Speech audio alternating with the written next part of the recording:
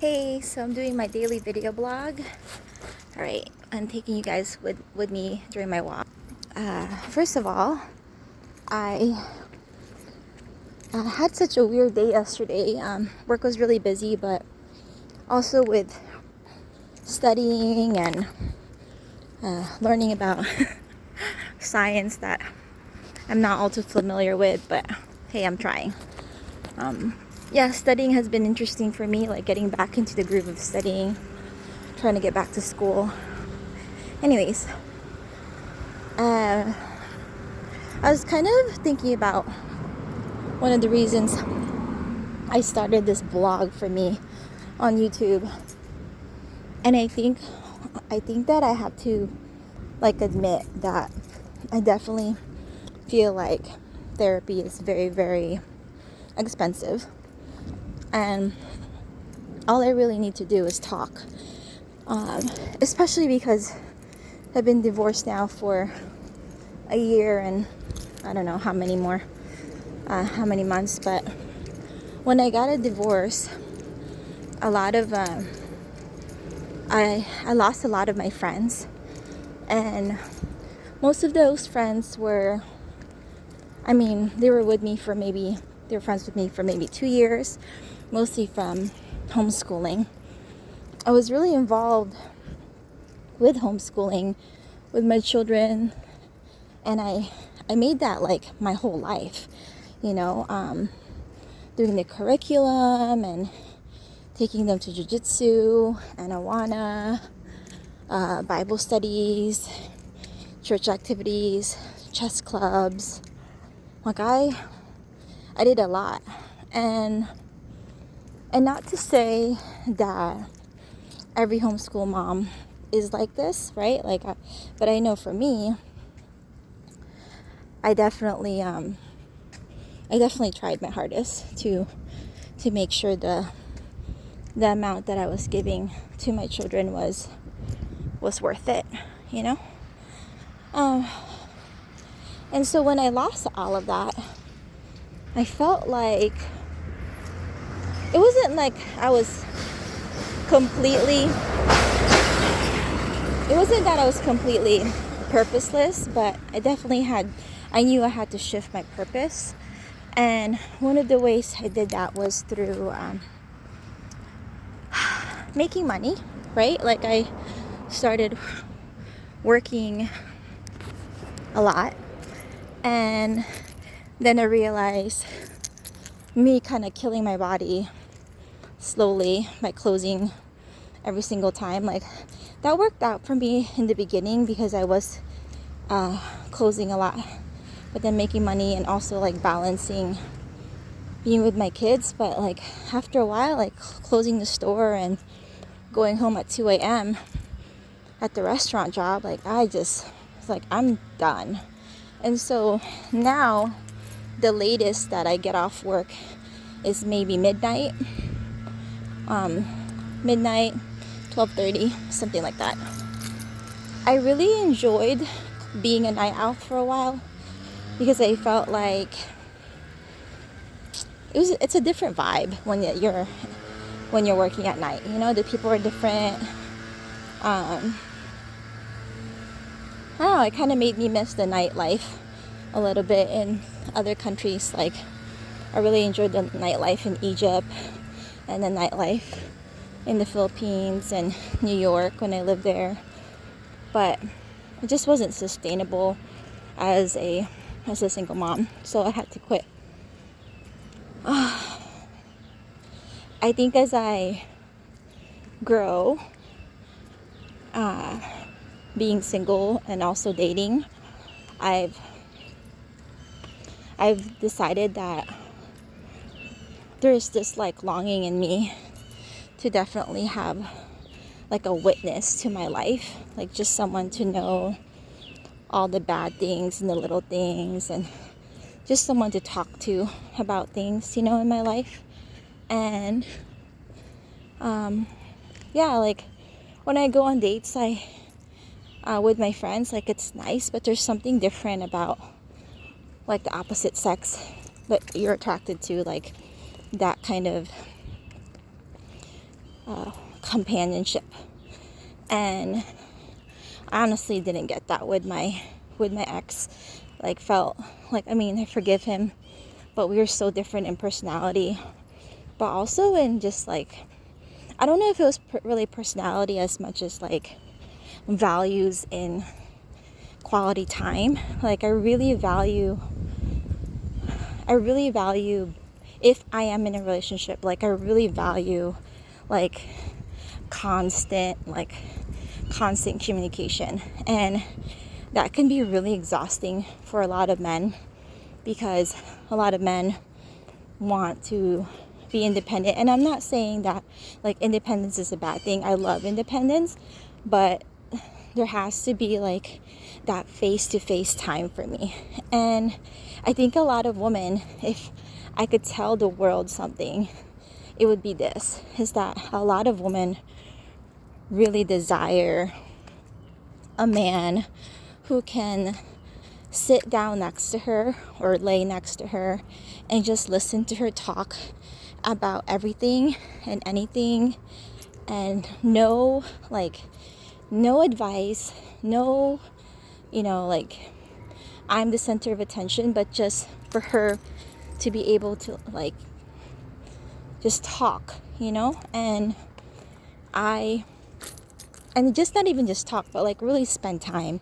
And I desire to be with someone who can just also be quiet with me, and I never really had that. Like, I felt like I was always trying to entertain people, and I'm sure there's like like lots of psychology terms for this that someone can diagnose me with, but I don't think it's a bad thing for me to actually desire something where a person gets to be like a full out witness to my life. And what am I trying to say? So I guess this is why I started this video blog, and I'm sure that there's only like maybe 1 or 2 people that are watching this, and who knows if they're getting anything out of it, but I don't really care. I mean, there comes a point where you just start doing things for yourself, and this is definitely one of them. Like, I am doing therapy. I love it. I love it. I try to go at least once a month, and it's so nice. Every time I go and I get out, I just feel encouraged, and I feel like she points me back to Jesus. I feel like when we pray together, there's definitely questions that get answered. But even one person can't fulfill that for me. Like, I feel like I need to keep going with my healing and the work that I'm doing. And that sounds so, what's the word? Sounds so new agey, but I'm really not trying to be new agey. Like, I think that Paul himself, like Paul from the Bible, I am sure that one of the reasons he was able to stay in prison was because he was able to do a lot of self-reflection. Why do I feel like crying? I don't know. Anyways, I just feel like Paul did a lot of self-reflection about how, like, maybe he even had some flashbacks of Christians that he killed. Because that's what, before Paul was Paul, he was Saul. And Saul did really bad things, And for me, as a divorced woman, I have these memories that just come up. And I'm like, damn, like, cannot believe I put up with that. Or damn, I cannot believe that prayer didn't get answered. Or damn, can't believe that my kids went through that. Or damn, I can't believe, that relationship went sour. Like, I had a friend who, when I was evicted, so we were, my ex and I got evicted twice when we were married. And when we were evicted, I think the first time, I had this friend that I had for maybe 8-9 years, and I thought she would be with me forever, but she left. Like, she just couldn't handle, I guess, what she thought was, like, she thought that I could just, like, suck it up, buttercup kind of thing. And I can kind of see her perspective of it, because I was so depressed. Like, guys, I was near, like, suicidal. Like, it was so bad. And she was working a lot. She was like the main provider for her family. And she was sending her kids to daycare and things. And honestly, I didn't want to put my kids in daycare when they were that young. Like, every time I tried, I just would bawl crying. And so when my kids were very young, I decided against that. And so, and I know that a lot of people would be like, well, it's your fault that you didn't put them in daycare. But I will say this is something that I've come to the conclusion of, is that a mom is a mom. Like, whether she's a working mom, she's a mom. She's a homeschool mom, she's a mom. She's a mom who works outside of the home, she's a mom. Or she's a mom that works inside of the home only, which was what I was doing. I'm still a mom. And I'm sure that there's a lot of people out there who put the blame on their ex and stuff. And for a while I did, but I think I just have to forgive myself for not knowing the things that I know now. Like, I didn't know, and also I didn't have the help that some people have. And I think that America really sucks when it comes to the help that we need, and coffee is shit. Like, coffee is not going to do anything for me. Like, what I need is a village. What I need is women who I can call to.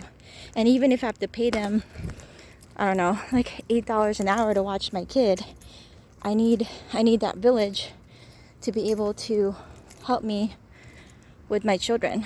And honestly, I didn't have that, right? So I was the first of my friends to have a baby. None of my friends at the time wanted to hang out with me because I had a baby. And also, they're no longer my friends. Like, they stopped being my friends. And I realize now that it wasn't me, it was just the environment I was in. Like, Oregon at the time had a lot of independent people who didn't want children, and I was one of my only friend groups that had kids. And so in a way it was like shunned for, is that the word, shunned? I don't know. They were disgusted or uninterested. There you go. That's a better word. I don't know if they were disgusted, but they were definitely uninterested in being with a woman that had children. So I raised my kids, and it was just me and my ex. And God bless my ex. He tried really hard, but it just wasn't enough. And so I think after a while, so there's this like quote that talks about like water, right? So if water spills on the rock really hard, it's not going to make a hole. But if you have a water drip constantly in the same spot of the rock, it creates a hole. And so even though I didn't feel the rush of my marriage, of my first marriage being like crazy, not like a big water wave. It was more of like a tiny drip, like little tiny drips that just started to make a hole, until finally I was tired of it and I said, no more. Like, I can't do this anymore. I don't care if I have to go on food stamps. I don't care if I have to have 5 jobs. I'm just gonna do this alone. And the sucky part is,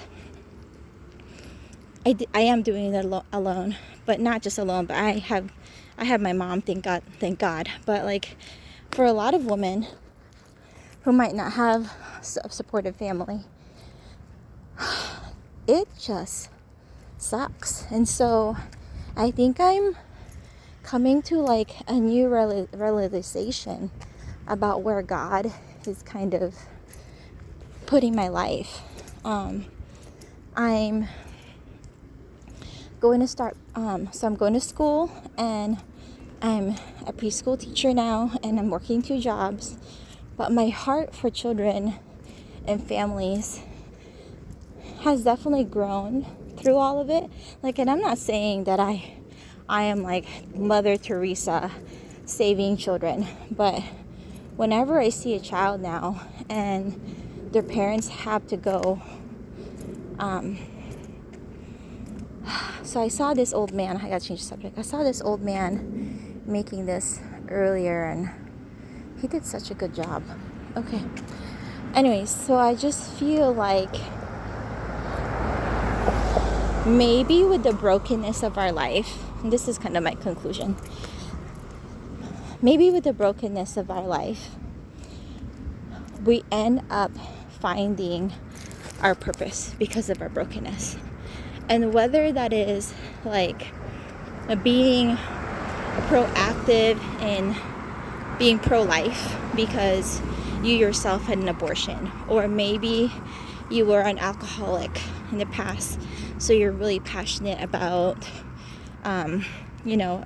alcoholics being free from drinking. Or maybe you had no friends, so you're really passionate about people getting to know each other at church. And whatever it is that I am broken at, that's how I know that God will use me. And I used to hate that like God, like using the word used me, but actually in a way being used by God also is Him making us whole again, because we are not supposed to be broken. Like when we go to heaven, we're going to be whole, and that healing has to start now. And as it heals now, it's going to come with us all the way to heaven. Whatever that healing is for me, I'm going to believe that healing is starting now. And there's going to be days where I feel super happy being on my own. And there's going to be days where I'm not so happy. And the ups and downs is like the stock market, like there's ups and downs, and then eventually, hopefully anyway, it's going to pay off. I don't know, that's a really weird metaphor, but I've been thinking about stock lately, so maybe that's why I went that way. I just thank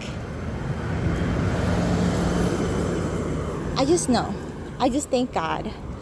I just thank God that He's a master at puzzle. He's like a puzzle expert. Like whatever we think doesn't fit, it's gonna fit somehow. Whatever needs to be fixed, He's gonna fix somehow. Whatever needs to be comforted, He's gonna comfort somehow. All the tears that I've cried, that has little writings on it that are invisible to the human eye, like all the tears I've cried has little tiny prayers inside of it. And then I know that the Lord Jesus Christ sees it, and one day we're gonna be free.